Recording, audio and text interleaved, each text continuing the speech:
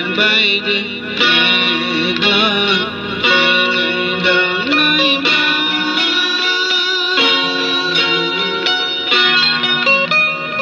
vì đã phong bay thuyền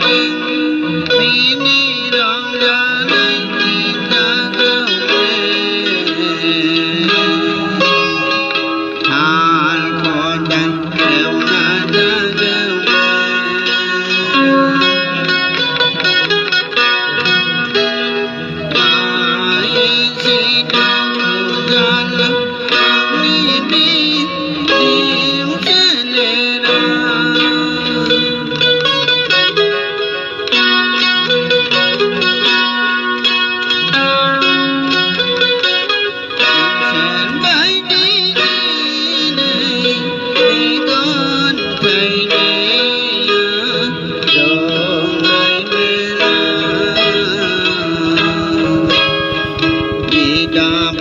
bay bên đây